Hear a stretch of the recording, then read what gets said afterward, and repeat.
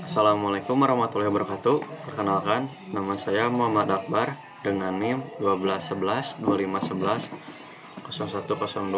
Pada kesempatan ini saya akan memaparkan sebuah studi kasus mengenai hambatan komunikasi organisasi yang terjadi pada PT Garuda Indonesia Persero Tbk pada periode 2018 hingga 2019. Nah, di poin pertama, apa yang terjadi pada perusahaan tersebut dan efeknya terhadap perjalanan perusahaan. Pada tahun 2018 hingga 2019, PT Garuda Indonesia mengalami hambatan komunikasi organisasi yang serius terkait penyajian laporan keuangan.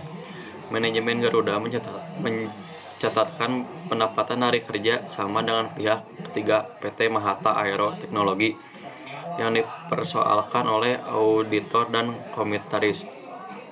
Dua orang komisaris menolak menandatangani laporan keuangan karena menganggap informasi yang disampaikan manajemen tidak transparan dan menyesatkan. Nah, di sini juga ada beberapa efeknya. Yang pertama ada efek terhadap perusahaan, terjadinya konflik terbuka antara direksi dan komisaris. Yang kedua ada kepercayaan publik dan investor menurun. Yang ketiga ada harga saham Garuda mengalami tekanan. Yang keempat ada Garuda dikenai sanksi oleh OJK dan BI. Yang kelima ada memperburuk citra perusahaan yang satu itu sudah mengalami kesulitan keuangan. Dan di poin kedua, bagaimana hal itu bisa terjadi? Hambatan komunikasi organisasi di Garuda Indonesia terjadi melalui beberapa tahapan. Yang pertama, ada tahapan komunikasi vertikal yang tidak efektif. Direksi menyampaikan laporan keuangan tanpa melibatkan pemahaman dan persetujuan penuh dari komisaris, padahal komisaris memiliki fungsi pengawasan. Yang kedua, kurangnya transparansi informasi. Informasi detail terkait pencatatan pendapatan tidak dijelaskan secara terbuka dan jelas pada seluruh pemangku kepentingan internal. Yang ketiga ada perbedaan persepsi yang tidak dikelola dengan baik. Perbedaan pandangan antara direksi dan komisaris tidak diselesaikan melalui forum komunikasi internal yang sehat, sehingga konflik muncul ke ruang publik.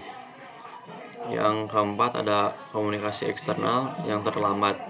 Penjelasan kepada publik dan investor baru dilakukan setelah polemik meluas sehingga memperburuk krisis kepercayaan. Di poin ketiga ada langkah-langkah perusahaan dalam menekan hambatan komunikasi organisasi. Setelah kasus tersebut mencuat, Garuda Indonesia melakukan beberapa langkah perbaikan. Yang pertama, evaluasi dan pergantian manajemen. Yang kedua ada perbaikan sistem tata kelola perusahaan. Yang ketiga ada meningkatkan transparansi informasi.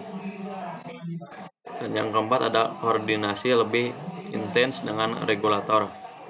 Nah, di poin keempat, bagaimana langkah-langkah tersebut menjadi solusi bagi perusahaan? Langkah-langkah tersebut menjadi solusi karena mengurangi hambatan komunikasi vertikal khususnya antara direksi dan komisaris. Yang kedua ada menjamin bahwa informasi strategis disampaikan secara lengkap, akurat, dan tepat waktu. Yang ketiga, memulihkan kepercayaan pemangku kepentingan. Yang keempat, menjadikan komunikasi organisasi sebagai bagian penting dari tata kelola perusahaan. Walaupun Garuda Indonesia masih menghadapi tantangan bisnis, perbaikan komunikasi organisasi membantu perusahaan mengelola krisis secara lebih baik dan lebih terstruktur dan mencegah konflik internal serupa di masa depan. Nah, mungkin di sini ada kesimpulannya. Kasus PT Garuda Indonesia menunjukkan bahwa hambatan komunikasi organisasi, terutama kurangnya transparansi dan buruknya komunikasi vertikal dapat berdampak serius pada stabilitas perusahaan.